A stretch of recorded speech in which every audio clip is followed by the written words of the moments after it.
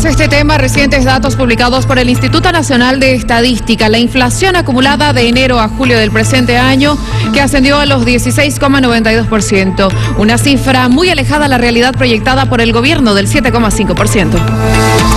En este contexto es que luego de esta gran inflación que hemos tenido en el mes de junio por los conflictos sociales y bloqueos en el Chapare, es que el mes de julio, una vez que se han normalizado relativamente el libre tránsito, el abastecimiento en los mercados, hemos registrado una inflación de 1,20%. Tenemos un acumulado de 16,92% a lo largo de la gestión 2025. Los productos más inflacionarios, el de mayor incidencia y mayor inflación, es el almuerzo.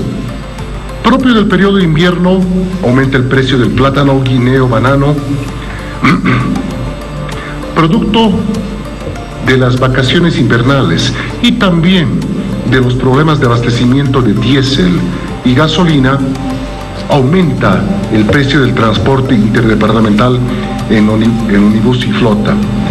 Por los rezagos del incremento de tipo de cambio que se ha tenido en abril-mayo, aumenta el precio del detergente para lavar ropa, del shampoo en frasco y de los desodorantes y antitranspirantes.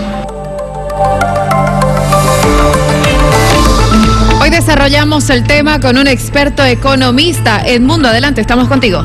Sí, Stephanie, de hecho estábamos escuchando atentamente junto con el licenciado Juan Subirana, analista económico que nos visita hoy, todos los datos que ha dado el INE y los vamos a analizar a ver si cuadran con la realidad de nuestro país. Bienvenido, licenciado.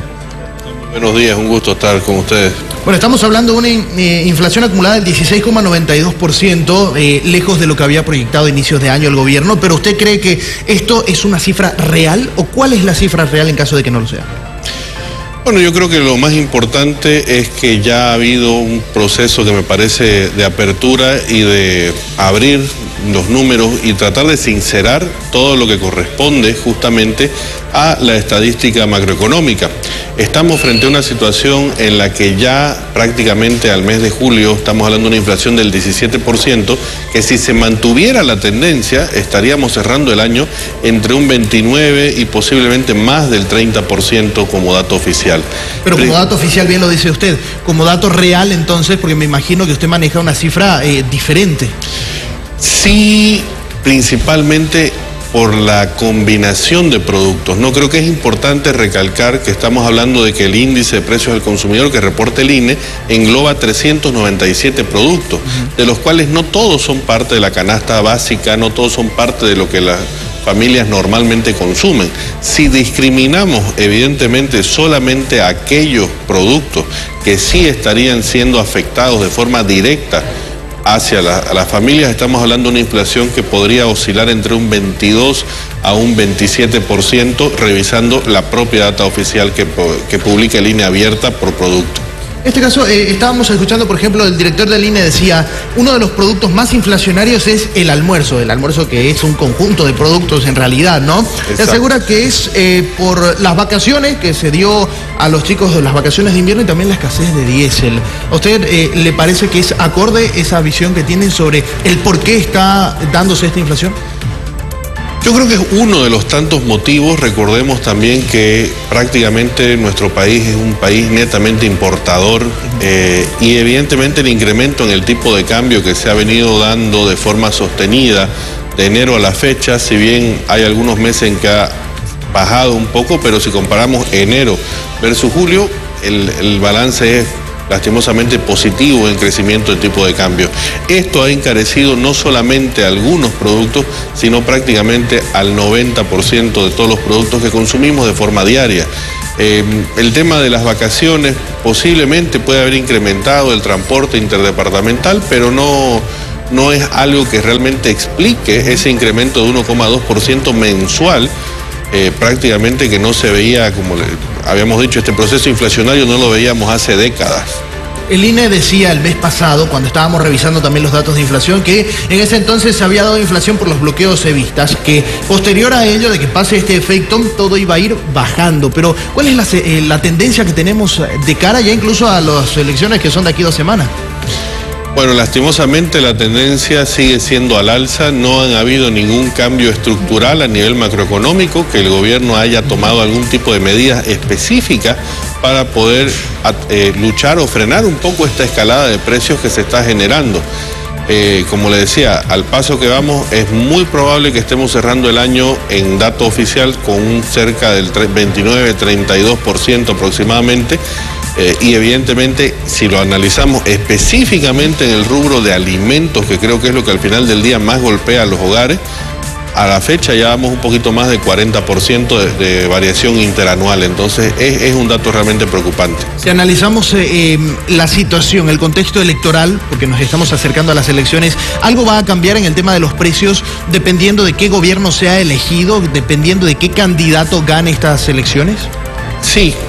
Hay que recordar que los precios es la manera en la que el mercado comunica a los consumidores. Entonces, si hay incertidumbre, si hay algún tipo de temor o si hay alguna expectativa poco positiva, los precios lastimosamente van a tender a seguir incrementando de una forma un poco más brusca, no tanto por factores estructurales, sino también por factores, vémoslo, hasta especulativos.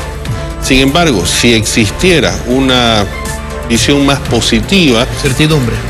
Exacto, si empezamos a tener certidumbre, si empezamos a tener una lectura más acorde a la realidad y vemos de que va a haber algún tipo de ajuste en el corto plazo, los precios deberían, no digo estabilizarse, pero sí por lo menos frenar el camino hacia arriba. O sea, gana un gobierno de derecha, le pongo como ejemplo, gana un gobierno de derecha, los precios se estabilizan. Prácticamente ese es el análisis.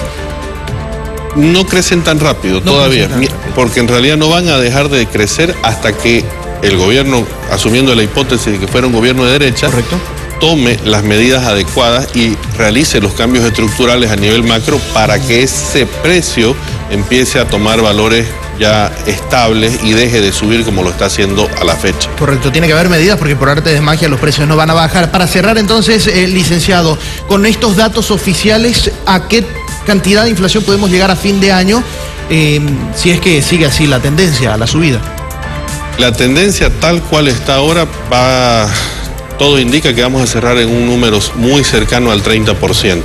Eso siendo relativamente conservadores, asumiendo que la tendencia se mantuviera. Sin embargo, recordemos que en el último trimestre del año es donde se concentra la principal subida de inflación, principalmente asociada justamente a las fiestas de fin de año, al movimiento económico. Entonces, es muy probable, como le digo, el piso yo estimaría en un 30% con los datos oficiales y la tendencia a la fecha. Perfecto, licenciado. Bueno, quiero agradecerle por el análisis que hemos realizado esta mañana. No, gracias a usted.